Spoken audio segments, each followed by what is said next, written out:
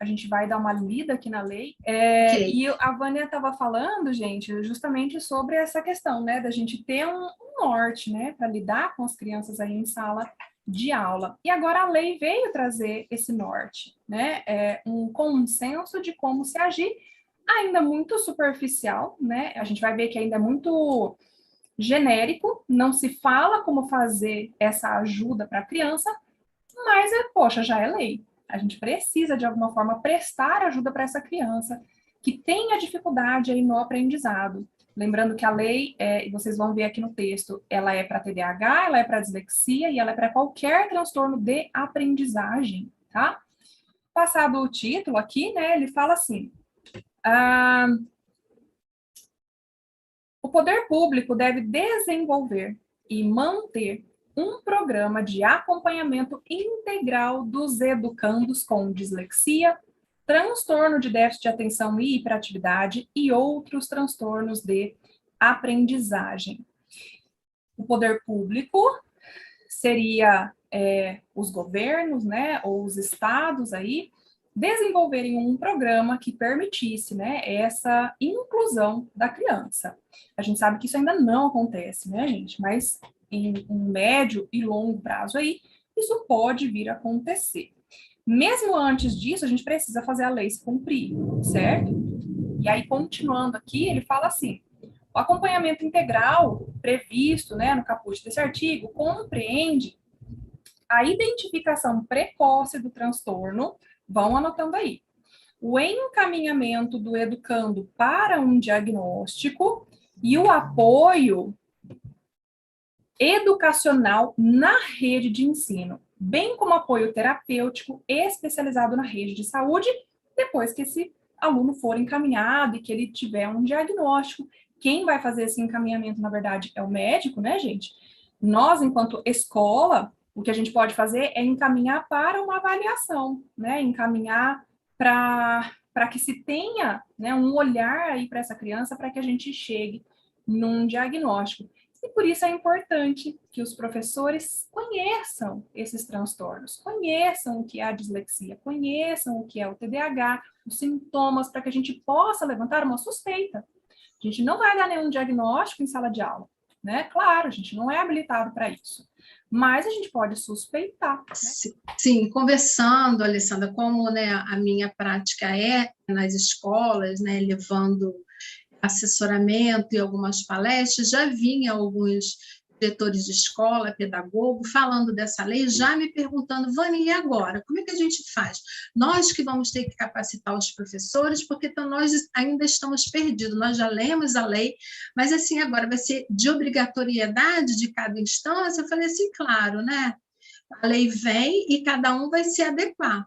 Os estados e os municípios vai ter que trazer para os seus professores isso, essa capacitação, né, esse olhar mais sensível para o quanto antes, né, a gente identificar dentro daqueles sintomas mais comuns e já fazer, chamar a família, né, para estar orientando a família quais os especialistas vai encaminhar, e colégios particulares também, porque a lei é para todos, não é para só as escolas públicas ou só para as privadas, e até mesmo para as não governamentais. A lei vem para ser cumprida por todos, e cada um vai buscar a melhor maneira aí de capacitar esses professores, mas que todos eles deverão ter esse conhecimento para precocemente já começar a intervenção e as orientações se faz necessário.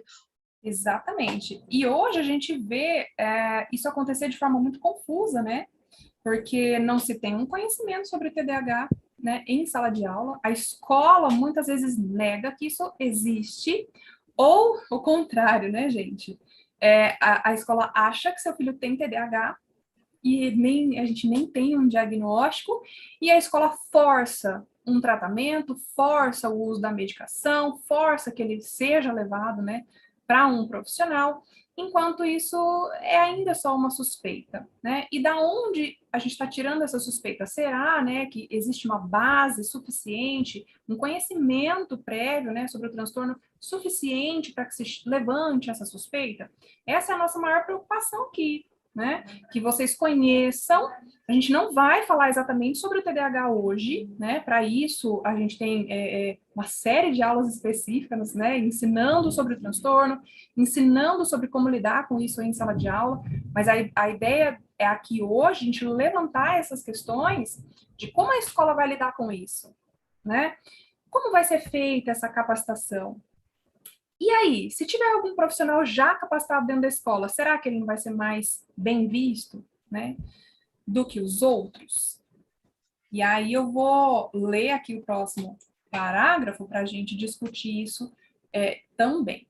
Ó, o artigo 3º fala assim: educandos com dislexia, TDAH ou outro transtorno de aprendizagem que apresentam alterações no desenvolvimento da leitura e da escrita ou instabilidade na atenção que repercutam na aprendizagem devem ter assegurado o acompanhamento específico e direcionado à sua dificuldade, da forma mais precoce possível. Mais precoce possível, gente, eu entendo que independe de diagnóstico, né? O que está sendo ressaltado aqui é a Exatamente. dificuldade da criança, né? De forma mais precoce possível, pelos seus educadores no âmbito da escola no qual estão matriculados, né? Vânia, o que a gente vê acontecer hoje aí em sala de aula? Como que acontece esse acompanhamento? Aliás, ele acontece? Tem alguma escola onde ele acontece? É essa pergunta. O que eu percebo, né, que os professores em sala de aula, eles têm o conhecimento, né, do que é esse transtorno, sabe ali de cor o conceito do TDAH, os principais sintomas, mas na hora de fazer a intervenção, eles não sabem por onde começar. Primeiro, por aquele aluno que não aprende. Né, ele está ali, explica, se aproxima do aluno, tenta levar algumas ferramentas, mas a criança não aprende. E ali em sala de aula, o professor não sabe como lidar com aquele aluno hiperativo, aquela criança não senta, ela não para. Eu coloco ela ali no lugar, daqui a pouco ela já está aparecendo pipoca, né, pulando para lá e para cá. E o mais desafiador é o TOD, né, que é o transtorno opositor, aquele que afronta, que você fala, ele fala o alfabeto inteiro, que desafia todo o tempo. E o professor, nós sabemos que ele não tem só aquele aluno. Hoje, a nossa realidade, gente, é de 2, 3 alunos com algum transtorno em sala de aula, e eu trago aqui para vocês uma realidade bem recente aí de uma escola que eu fui fazer assessoramento. Numa única turma, com 20 crianças, eu tinha 6 crianças com transtorno.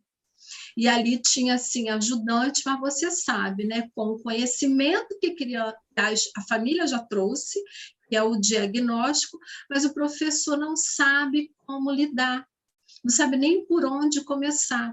Então, assim, aquelas orientações básicas, aquela que a gente passa numa conversa, primeiro, gente, vamos ouvir a família. Porque se eu não sei, não é vergonha nenhuma chamar a família e buscar orientação. Porque, embora, né, alguns já traz, né, para a escola o diagnóstico, mas nós precisamos saber mais.